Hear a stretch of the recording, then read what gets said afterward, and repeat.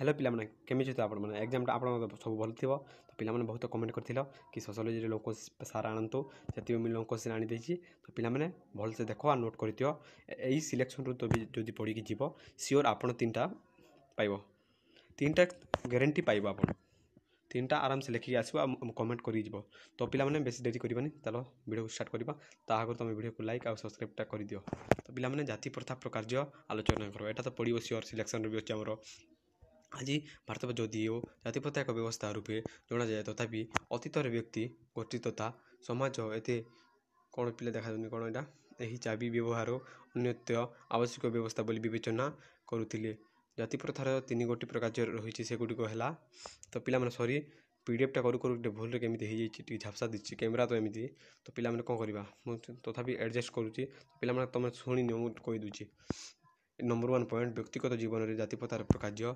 सामुदायिक जीवन में जातिप्रथार प्रकार सामाजिक जीवन में जातिप्रथार प्रकार तो पिला खाली शुणी मुझे खाली कहूँ तुम पूरा सियोर पड़ो यहाँ तो मुझे सिलेक्शन वीडियो खाली छाड़ू देखी देखी वीडियो को लाइक करूँ सब सिलेक्शन यही चैनल दिहब खाली सिलेक्शन आज राति भी सब सिलेक्शन देदेवी व्यक्ति जीवन में जातिप्रथार प्रकार व्यक्ति जीवन में जातिप्रथार भूमिका अतीव गुरुत्वपूर्ण जन्म मृत्यु पर्यंत व्यक्ति जातिप्रथा निर्देश में परिचालित व्यक्तिगत जीवन में जातिप्रथार प्रकार केतेक कार्य करें से गुड़िक दि जाइए क सामाजिक प्रतिनिधि निर्धारण जाति प्रथा हेतु जड़े हिंदूर सामाजिक प्रति तार जन्म स्थिर होता है धनमान क्षमता द्वारा यही प्रतिनिधि को बढ़ाइबा संभव हो नता जदि जड़े व्यक्ति जातिआण नीति नियम ठीक ठीक मानि चलु थाए तेबे ता प्रतिनिधि करने संभव नुहे जदि जाति नियम बहु भूत कार्य करे तेबे ताहा जाति को बहिष्कृत होगाकू पड़ी थाए और जातिर प्रतिनिधि हराइबाकू पड़ी थाए ख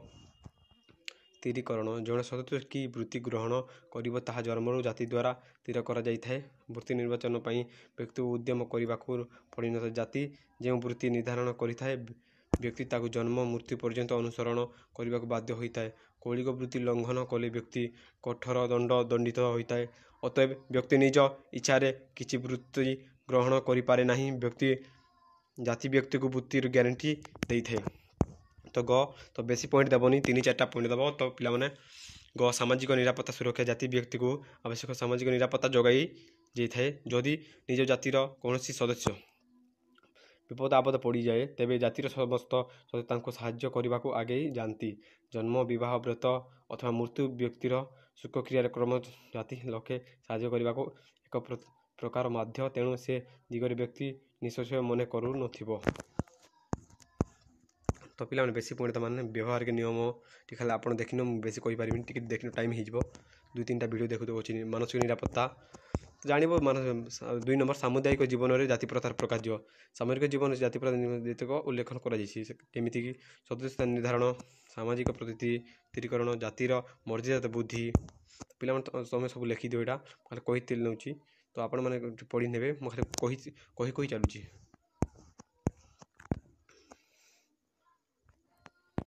पिला माने नंबर 3 सामाजिक जीवन में जाति प्रथार प्रकार जाति प्रथा हूँ जीवन सामाजिक संगठन मुख्य आधार में सामाजिक जीवन में आम भूमिका बेस तात्पर्यपूर्ण समाज तत्व दृष्टि जातिर निम्न केतेक कार्यकलाप को विचार को नियाजाइपारे क सामाजिक ऐतिक प्रतिष्ठा सुदृढ़ समाज प्रतिष्ठा श्रम विभाजन पद्धति तो पिला माने एते एका अच्छी तो आपण मैंने एते जदि लिखि दउची आपन मिल जिवो 8 मार्क मिल जिवो से आप बेसी चिंता करूनी खाली एत पड़ जाए तार मुझे कहीदे तो वीडियो तो एने हो जाए पार्ट 2 सरी ये वीडियो मुझे 2टा डिस्कसन करी आगे करी पढ़ुची तो यहाँ कौन सामाजिक ऐक्य प्रतिष्ठा जाति प्रथा हिंदू समाज में ऐक्य प्रतिष्ठा कर प्रधान सहायक होती भारत में बसवास करुवा विभिन्न प्रजाति विभिन्न तत्व विभिन्न प्रदेश और विभिन्न भाषा भाषी लोक एकताबद्ध कर विभिन्न धार्मिक संगठन जोता हिंदू सिख जैन बौद्ध धर्मावलंबी एवं अन्य सामंतवाद संगठन गुड़ी ख नंबर सुदृढ़ समाज प्रतिष्ठा बाह्य आक्रमण गृह इत्यादि बहु राजनीतिक झड़ झंझा तथा दुर्भिक्ष अनाहार आदि बहु अर्थनैतिक घात प्रतिघात दे मध्य हिंदू समाज सुदृढ़ रही पारा ए प्रधान कारण यही जाति व्यवस्था विभिन्न जाति निज मध्य देश रक्षा कृषि वाणिज्य अध्यापना और सेवा इत्यादि कार्य बांटी देश रक्षा होते देश शासन सुपारी रूपे चली पारुथिला। ଜାତି ବ୍ୟବସ୍ଥା କଠୋର ନିୟମାବଳୀ ଯୋଗୁଁ ମୁସଲମାନ ଅଥବା ଖ୍ରୀଷ୍ଟିଆନ ଶାସକମାନେ ହିନ୍ଦୁ ମଧ୍ୟରେ ବ୍ୟାପକ ଧର୍ମାବଳୀ କରିବାକୁ ସମର୍ଥନ ହୋଇପାରିଥିଲେ। ଗ ଶ୍ରମ ବିଭାଜନ। ହିନ୍ଦୁ ସମାଜରେ ଶ୍ରମ ବିଭାଜନ ନିମିତ୍ତ ଜାତି ପ୍ରଥା ଏକ ଅନ୍ୟାନ୍ୟ ବିଧାନ ଥିଲା। ଦେବ ଉପାସନା ଆରମ୍ଭ କରି ଜୋତା ସିଲେଇ ପର୍ଯ୍ୟନ୍ତ ବିଭିନ୍ନ କାମ ଜାତିମାନଙ୍କ ମଧ୍ୟରେ ବାଣ୍ଟି ଦିଆଯାଇଥିଲା। ଉଚ୍ଚ ବର୍ଗର ଲୋକମାନେ ପବିତ୍ର ଅପବିତ୍ର ପରିଷ୍କାର କାର୍ଯ୍ୟମାନ କରୁଥିଲେ ଓ ନିଚ ବର୍ଗର ଲୋକମାନେ ଅପବିତ୍ର ଓ ପରିଷ୍କାର କାର୍ଯ୍ୟମାନ କରୁଥିଲେ। ଶ୍ରମର ଏ ପ୍ରକାର ବଣ୍ଟନକୁ ପାରିଶ୍ରମିକ କର୍ମଫଳ ସୁଧର୍ମ ଇତ୍ୟାଦି ମାଧ୍ୟମରେ ଯଥାର୍ଥ ଉପଯୁକ୍ତ ବୋଲି ପ୍ରମାଣ କରିବାକୁ ଚେଷ୍ଟା କରାଯାଇଛି। ଜଣେ କ୍ଷତ୍ରିୟ ଯଦି ନିଜର କାର୍ଯ୍ୟ ସୁଚାରୁ ରୂପେ ସମ୍ପାଦନ କରେ ତେବେ ସେ ଆର ଜନ୍ମରେ ବ୍ରାହ୍ମଣ କୁଳରେ ଜନ୍ମ ଲାଭ କରୁଥାଏ ବୋଲି ତାଙ୍କ ଅନ୍ଧବିଶ୍ୱାସ ଯେଉଁଟା ଥିଲା କହୁଛନ୍ତି। ଏବେ ତ ଆଧୁନିକ ଟେକ୍ନୋଲୋଜି ହେଇଯାଇଛି, ଏବେ କିଏ ଏମିତି ବିଶ୍ୱାସ କରୁନାହାନ୍ତି। ତ ପିଲାମାନେ ଆପଣ ଜାଣିଛନ୍ତି ଆମର ଜାତି ବ୍ୟବସ୍ଥା ଜନ୍ମରୁ ନିର୍ଦ୍ଧାରିତ ହୋଇଥାଏ। ଜାତି ବ୍ୟବସ୍ଥାରେ କୌଳିକ ବୃତ୍ତି ଥାଏ। ତ ତା 2 ନମ୍ବର ଏବେ ଆରମ୍ଭ କରିବା। Number 2 selection question. ତା ମୁଁ ଏବେ ଦେଉଛି। ହିନ୍ଦୁ ଯୌଥ ପରିବାରର ସାମ୍ପ୍ରତିକ ପରିବର୍ତ୍ତନ ବିଶ୍ଳେଷଣ କର, କିମ୍ବା ହିନ୍ଦୁ ଯୌଥ ପରିବାରର ଆଧୁନିକ ବା ଅଧୁନା ପରିବର୍ତ୍ତନମାନ ବିଶ୍ଳେଷଣ କର। ଏହା ଆମ ସିଲେକ୍ସନ୍ର ଅଛି। ତ ପିଲାମାନେ ଏରା ନିଶ୍ଚୟ ପଢ଼ିବ, 100% ଗ୍ୟାରେଣ୍ଟି ଦିଆହେଇଛି। ତ ହିନ୍ଦୁ ଯୌଥ ପରିବାର ଆଧୁନିକ ଭାବଧାରା ବା ଭାରତୀୟ ସମାଜରୁ ଯୌଥ ପରିବାର ବିଲୋପ ହେଉଛି କି ନୁହେଁ, ଏହି ପ୍ରଶ୍ନର ଉତ୍ତରରେ ସାଧାରଣତଃ 2 ପରସ୍ପର ବିରୋଧୀ ମତବାଦ ଦିଆଯାଏ। ପ୍ରତିଟି ମତବାଦ କିଛି ନା କିଛି ଅଧ୍ୟୟନ ଓ ପରୀକ୍ଷା ନିରୀକ୍ଷା ଉପରେ ଆଧାରିତ। 1911 ମସିହା ଜନଗଣନା ବିବରଣୀ ପ୍ରମାଣ ମିଳେ ଯେ ଅଳ୍ପ କେତେକ ଉଚ୍ଚ ଜାତିକୁ ଛାଡ଼ିଦେଲେ ଯୌଥ ପରିବାର ଅନ୍ୟମାନଙ୍କ ମଧ୍ୟରେ ବିଶେଷ ଭାବରେ ପ୍ରଚଳିତ ନୁହେଁ। 1951 ମସିହା ଜନଗଣନା ଅଧିକାରୀ ଦର୍ଶାଇଛନ୍ତି ଯେ ଗ୍ରାମମାନଙ୍କରେ ଶତକଡ଼ା 33% ଏବଂ ସହରରେ ଶତକଡ଼ା 38% ଗୃହ ଯୌଥ ପରିବାର ପୁରାତନ ଧାରା ଅନୁଯାୟୀ ତିଷ୍ଠି ରହିନାହାନ୍ତି।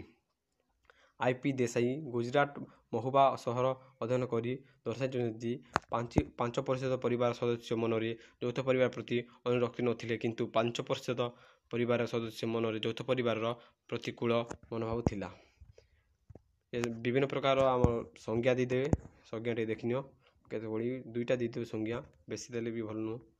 2ଟା ସଂଜ୍ଞା ଦେଇଦେବ। ଏଇଟା ସଂଜ୍ଞା ଯେଉଁଟା ସଂଜ୍ଞା କ'ଣ କେମିତି ହେଇଥିଲା, ଏଇଟା ସଂଜ୍ଞା ନୁହଁ, ହଁ ଏମିତି ସଂଜ୍ଞା ଟିକେ ଦେଖିନିଅ, ମୁଁ କେତେ କହୁଥିବି ସଂଜ୍ଞା ଭଳିଆ। ଉପରୋକ୍ତ ଅଧ୍ୟୟନରୁ ଆଲୋଚନାରୁ ଏହା ସ୍ପଷ୍ଟ ହେଲା ଯେ ସମ୍ପ୍ରତି ଯୌଥ ପରିବାର କେତେକ ସଂରଚନା ଓ ଅପକାର୍ଯ୍ୟ ପରିବର୍ତ୍ତନ ଘଟିଛି, ମାତ୍ର ଭାରତୀୟ ସମାଜରୁ ଏହା ସମ୍ପୂର୍ଣ୍ଣ ବିଲୋପିତ ହୋଇନାହିଁ। ତେବେ ଯେ ସମସ୍ତ ଦିଗରେ ଯୌଥ ପରିବାରର ପରିବର୍ତ୍ତନ ଘଟିଛି ସେଗୁଡ଼ିକ ହେଲା ଆକାରରେ ପରିବର୍ତ୍ତନ, ସମ୍ପର୍କରେ ପରିବର୍ତ୍ତନ, ବାସସ୍ଥଳୀରେ ପରିବର୍ତ୍ତନ, ପରିବାରର କର୍ତ୍ତା ବ୍ୟବସ୍ଥା ପରିବର୍ତ୍ତନ, ନାରୀ ପ୍ରତିନିଧି ବ୍ୟବସ୍ଥାରେ ପରିବର୍ତ୍ତନ, ବିବାହ ନିର୍ବାଚନ ପ୍ରକ୍ରିୟାରେ ପରିବର୍ତ୍ତନ, ପରିବାରର ପ୍ରତିମାନ ଓ ମୂଲ୍ୟବୋଧ ପରିବର୍ତ୍ତନ। ବେଶୀ ଦେବନି, 3-4ଟା ଦେଇଦେବ, ବେଶୀ ହେଇଯିବ। ଆକାରରେ ପରିବର୍ତ୍ତନ। ପୂର୍ବେ ଯୌଥ ପରିବାର ଅତି କମରେ 3 ପିଢ଼ିର ସଦସ୍ୟ ବାସ କରୁଥିଲେ, କିନ୍ତୁ ବର୍ତ୍ତମାନ କେବଳ ବାହାରକୁ ଦେଖିବାକୁ ଯୌଥ ପରିବାର, କିନ୍ତୁ ପ୍ରକୃତରେ ପକ୍ଷେ ସଦସ୍ୟ ନିଜସ୍ୱ କ୍ଷୁଦ୍ର ପରିବାର ମଧ୍ୟରେ ବାସ କରୁଛନ୍ତି। ସେଥିପାଇଁ ଏହାର ଆକାର କ୍ରମଶଃ କ୍ଷୁଦ୍ର ହୋଇଛି। ରିଏଲ୍ କଥା। ଏବେ ଯେଉଁ ପିଲାମାନେ ମାଆକୁ ଛାଡ଼ି ପରିବାରକୁ ଛାଡ଼ି ପଳାଉଛନ୍ତି, ଛାଡ଼ି ଦେଉଛନ୍ତି, ପୁରା ରିଏଲ୍ ଲେଖା ହେଇଛି। ମୋତେ ଭଲ ଲାଗିଲା, ଲାଇକ୍ଟେ କରିଦିଅ। ସେଥିପାଇଁ ପିଲାମାନେ ସମ୍ପର୍କରେ ପରିବର୍ତ୍ତନ।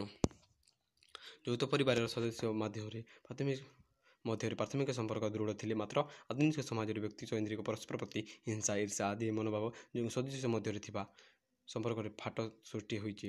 ଫଳରେ ସଦସ୍ୟମାନଙ୍କ ମଧ୍ୟରେ ଆଉ ପୂର୍ବ ସମ୍ପର୍କ ନାହିଁ। ବାସସ୍ଥାନରେ ପରିବର୍ତ୍ତନ। ପୂର୍ବେ ବିବାହ ପରେ ପୁତ୍ର ବହୁ ପିତାଙ୍କ ଗୃହରେ ବାସ କରୁଥିଲେ, ମାତ୍ର ଆଜିକାଲି ପିଲାମାନେ ବିବାହ ପରେ ସେମାନେ ଚାକିରି କରୁଥିବା ସ୍ଥାନକୁ ନୂତନ ବାସସ୍ଥଳ ପ୍ରକୃତ କ୍ଷେତ୍ର ବୋଲି ମନେ କରୁଛନ୍ତି। ସେଥିପାଇଁ ଯୌଥ ପରିବାର ବାସସ୍ଥାନର ପରିବର୍ତ୍ତନ ଘଟୁଛି। ପରିବାର କର୍ତ୍ତା ବ୍ୟବସ୍ଥାରେ ପରିବର୍ତ୍ତନ। ତ ପିଲାମାନେ ଟିକେ ଦେଖିଥିବ ଭଲସେ, ପେଜଟା ସ୍କ୍ରିନଶଟ୍ ମାରିକି ମୁଁ ପଢ଼ୁଛି ନା, ଡିଷ୍ଟର୍ବ ହୁଏ, କିନ୍ତୁ ମୁଁ ବୁଝିଥିଲି। ପରିବାର କର୍ତ୍ତା ବ୍ୟବସ୍ଥା ପରିବର୍ତ୍ତନ।